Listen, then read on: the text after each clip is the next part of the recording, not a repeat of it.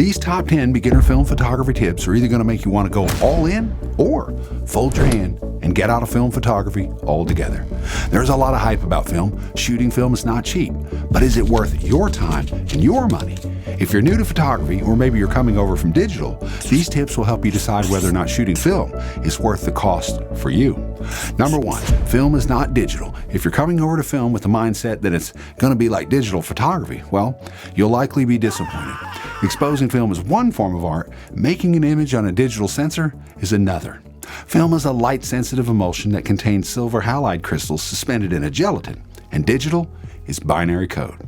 Don't worry, I'm not going to geek out on this. I'm a photographer, not a scientist. But anyway, you get the point. Film is a chemical process, and different films respond to light in different ways. Color, saturation, contrast, dynamic range, they're all pretty much characteristics of the selected film. However, unlike digital cameras, film cameras don't allow for things like white balance adjustment.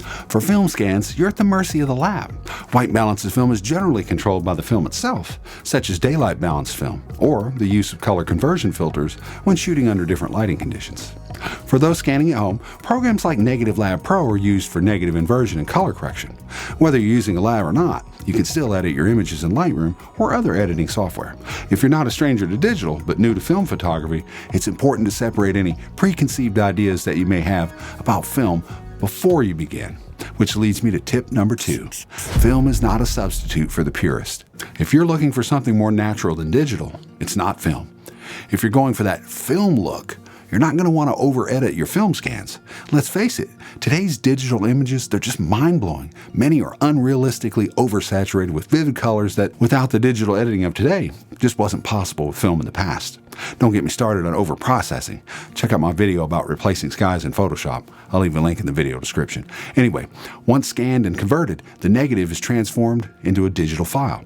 Regardless of whether it's a chemical process or binary code, neither is a 100% accurate representation of reality. Colors rendered by scanning software and even the lab technicians are subjective. In fact, many characteristics are subjective. Whether using film or digital, I try to recreate the scene as I see it in both reality and in the mind's eye. But that's my choice, and that's how I do it for my own reasons. Film should be more about the creative process and less about technical correctness. Forget about purity and focus on your creative objectives. Anyway, all this talk about chemicals versus binary does have me thinking, which one would you bet outlives the other 25 years from now? A digital file lying around on a hard drive? Or a negative shoved in a folder in a file cabinet? I mean, I'm going to put my money on the negative. I can't get images off my old floppy disks anymore, but I can still scan my negatives from the 1980s. Ponder that and let me know what you think in the comments. Anyway, I'm straying off course. Let's not forget about grain. Grain is somewhat like noise in a digital camera. Many film types have a modest amount of grain, but especially when you're shooting something like 35mm versus medium or large format, excessive amounts of grain in film, it can be mitigated with proper exposure and your choice of film. But grain is an inherent part of film and it should be embraced. We always hear about the film look, right? However, I think the film look is just more about a lost era. Indeed, it's just the way film looked back in the day. Remember, film is a chemical process. It's not perfect, but as imperfect as it was, that's the film look that so many are trying to emulate today. I shoot film and digital for different reasons. When it comes to film scans, I do very minimal editing, simply because I want to make my images match the way I remember it from yesteryears. And yes, one could get the same look on a digital camera using presets designed to render that film look, right? But where's the fun in that? I choose to do it the old school way and shoot film. Oh, and don't throw away your negatives. Technology is always improving, and who knows in the future. Number 3, prepare for disappointment. Film takes practice and patience. There are no do-overs. Film is much like anything else. You get out of it what you put into it. Whether shooting 35mm, medium format, large format, it doesn't matter. You're going to want to take some notes in the field. Now, if you're having flashbacks from college or high school, hold on. Before you click on that next video, I have a few ideas that make this very easy. There's a couple of thoughts here. One is using an app. The other is using a dictaphone. Now, I've tried several different apps. Data film is okay for recording things like shutter speed and aperture, but camera settings are not what's important here. It's the behind-the-scenes data. That's what really matters. Many apps are simple to use, and they make it easy to input things like shutter speed, aperture, and ISO settings, and some even provide a space for note-taking. However, these apps are sometimes just difficult to use, especially when you're wearing gloves.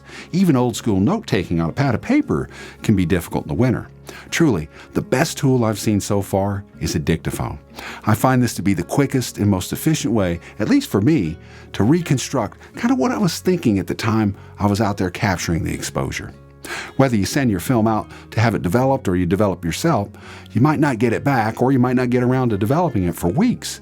And as I mentioned earlier, film takes practice and patience. It's hard to improve if you can't remember what you were thinking at the time you were taking the exposure. In addition to the basics like shutter speed, aperture, things like where you metered and why you were metering, what was your thinking at the time. And that's what's really important, and that's what really helps you improve your skills. For example, using the zone system, maybe I metered for the shadow area in zone 3, while I was thinking that maybe my sky would then fall in at zone 8, because I was doing the math in my head, right? Much more on the zone system in a minute. But anyway, the point is, after my film is developed, I can use my notes to kind of reconstruct what I was thinking at those moments when I was exposing that film. And that's going to help me improve, and that's what's important, which leads me to tip number 4. Learn how to use a spot meter. A basic understanding of the zone system is paramount to proper exposure. Of course, YouTube is a great learning resource, but sometimes you just have to read things for yourself. I highly recommend reading Ansel Adams' book, The Negative. Honestly, I didn't know there was so much about black and white photography that I didn't know. There are many excellent videos on YouTube that can help improve one's understanding of the zone system, so I'm not going to give a seminar on the zone system, but having a good understanding of where your shadows are in reference to your highlights, that's what you should take away. As Ansel said in his book, expose for the shadows and develop for the highlights. And that's hard to do with a built-in light meter on your camera. Yes, there are apps and other things that you can use. You don't have to have a dedicated light meter, but it does help. Surprisingly, another good read is the film data sheet. Not all films are created equal. Slide film, for example, or transparency film, as many people call it, typically has a very low dynamic range, while something like Portra 160 has a much better dynamic range. Reading the film spec sheet can help you prepare, so your expectations are realistic and achievable. Indeed, that's why it's important to know where your shadows and highlights are in reference to your film's dynamic range, your film's capability. A basic understanding of the zone system can help you eliminate any surprises like getting your film back and, well, you're wondering why your highlights are blown out. Moreover, if you know your composition exceeds the dynamic range of your film, you can decide at the time of exposure what part of the composition is more important and expose for that. Other than developing my film, I don't really have any connections with thedarkroom.com. They do provide, however, a comprehensive film index that really is handy for helping one select film for a particular project. You may want to check that out. I find it quite useful. I think it's fantastic. When you're selecting film, I think it's just a really good index to use. Anyway, we often put the camera before the film, but truly, we should put the film before the camera. Indeed, it's the film and the lenses that are most important. Which brings us to tip number 5. Use the right camera. There are several considerations here. It's important to choose a camera that best suits your type of photography. For example, if you're a street photographer and you're primarily shooting handheld, I would suggest something like a 35mm camera. Maybe something like a Nikon FE, especially if you're new to photography. The Nikon FE has an automatic feature, so you can kind of get started exposing film and work from there.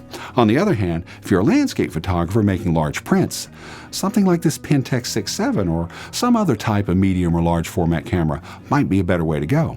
Of course, there are a number of reasons why one may choose one camera over another, but what I recommend is choosing the camera and the film that best suits your type of photography. A little while back, I made a video about choosing the best camera for landscape photography. Check that out. I'll put a link in the video description. At any rate, finding a film camera can be tricky, and it requires research. Believe it or not, Holga, Kodak, and Pentax all make a few new, albeit inexpensive, 35mm and medium format film cameras. If you want to cut your teeth on a cheap camera body and maybe focus more on exposing film, that might not be a bad way to go. Just saying. On the other hand, Pentax makes a higher quality 35mm half frame that's getting some good reviews. I don't own one, but I do know a few people that speak highly of them. It's the Pentax 17, but it comes with a price tag, although it's not that expensive. But anyway, truly, I would recommend purchasing a decent used camera from somewhere like eBay. Now, you may be able to find a camera at your local shop or maybe on a website like KEH or MPB, but anyway, I'll be honest, I'm a big fan of eBay, and I know that some of you might not be, but I've been buying and selling from eBay for over 20 years. All that time, I can't remember a single issue that just couldn't be easily resolved. I know I'm tossing a lot of my own videos out there, but I did make a video about buying used cameras on eBay, and I think eBay is an excellent option if you're considering buying a used camera. But anyway, check out that video. Number 6, know your camera inside and out. No one ever says it, but read the manual. I frequently see YouTube reviewers talking about all the great features of a camera, but then they make statements like, I think it does this or that, or my favorite, I'm really not sure, but.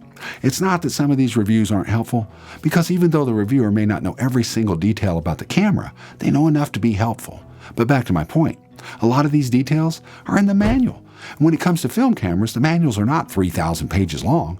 But regardless, even if you have something like a Nikon D850, which has a massive manual, it's worth reading and taking a few notes.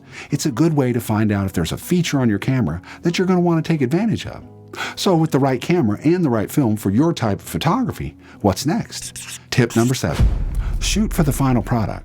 What are you going to do with your images? Photographers are creative people. There's much to be said about creating things. I often say that it's not about the photography as much as it is about the experience and the joy that photography brings to our lives. I love the great outdoors, and I enjoy reliving my experiences through reviewing my images in print. For me, printing is the final product. Of course, I don't print every single image, but I do print the images that speak to me. Creating a book or an album to showcase one's work may not be the answer for everyone, but being happy with your work is key to stimulating and developing one's creative skills. It's important to have an end game, or at least some kind of vision of the final product. Many of the decisions I make in the field, they're based on the final print, and visualizing the final product in the mind's eye can help unleash the creative process, which leads me to tip number 8, experiment with different films and development times. Putting costs aside for a moment, if you're new to film photography, you're going to have to experiment with different types of film and development times. After many rolls, and honestly, after quite a few dollars spent, you'll be in a much better position to capture your vision or get the look that you're going for. Indeed, it's going to take some time to get there, but as I mentioned earlier, film is not digital, and there are no do-overs. But that's why nailing exposure is so important. Exposing for the shadows and developing for the highlights, that's going to help you get the most film for the money. And when you're nailing exposure, you can move on to more creative processes. At this point, you may be thinking this is all quite overwhelming, and I'm not going to sugarcoat it for you. There's far more to shooting film than most people realize. Read Ansell's book. You'll see what I mean. Film is a science, but anything worth doing requires some sacrifice and some level of commitment. Don't let the technical side, though, derail you. Focusing on the creative side can help you get back on track. Things like pushing and pulling film, that'll come later, after you nail exposure and exercise your creative muscles. Pushing and pulling film is a technique used to compensate for under or overexposure, whether that's intentionally or unintentionally. It also helps create a certain look to the film. This is primarily for black and white film, but it can also be used for color. However, there can be some color shifts when pushing and pulling color film. Anyway, just something to think about. There's plenty of videos on YouTube that explain this in far greater detail than I. At any rate, I recommend a little homework on film specifications and uses. As I mentioned earlier, the Film Index on thedarkroom.com is just a great tool for learning different types of films and what you can do with it and what you can expect out of the film. This will help you select the film that best matches your shooting environment and your style. Oh, by the way, if you're new to shooting 120 film, it's okay to lick your film, even though a passerby will think you're insane or weird at the very least. But anyway, maybe they'll think you have a love affair with your film. I mean, I do, of course. Tip number 9, be prepared for the cost of film and the cost of film development. Everyone seems to be overwhelmed with this today, but honestly, when I was younger, I don't remember giving this much thought.